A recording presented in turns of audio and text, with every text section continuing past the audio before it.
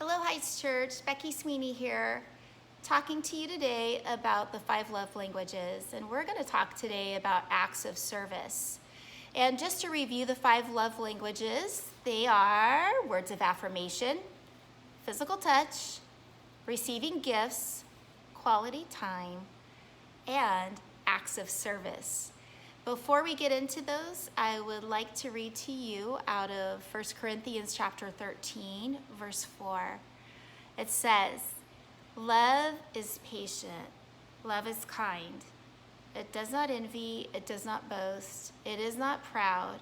It does not dishonor others. It is not self-seeking." And I just want to pause right there at that phrase, "It is not self-seeking." The 5 love languages are a tool to help us effectively love the people in our lives. And they're actually a fun tool. They're a generalization.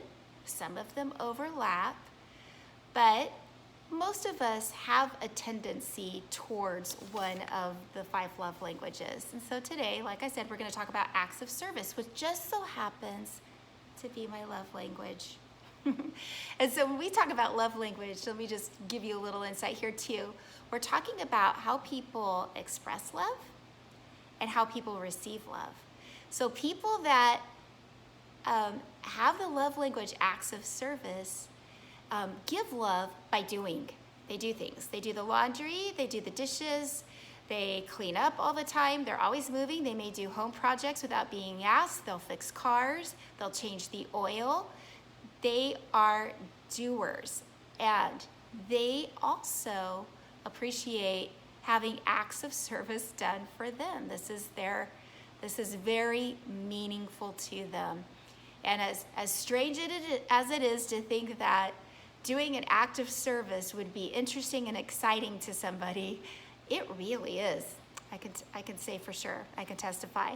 So anyway, if you're interested again in looking those up, you can look them up online. Gary Chapman is the author of the book. But here are some ways to effectively communicate to someone who has acts of service as their love language, using phrases like, "I'll help," or "How can I help you with that?"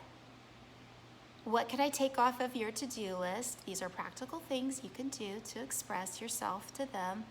Partner with them in their task, alleviate their burden. Some actions you can take: help them with their chores. Take out the trash without being asked. Empty the dishwasher. If you see they're running around frantically trying to get things done, say, "Hey, I want to help. What can I do?" Offload something to me. These are practical ways to demonstrate love to a person who has the acts of service love language. Something to avoid.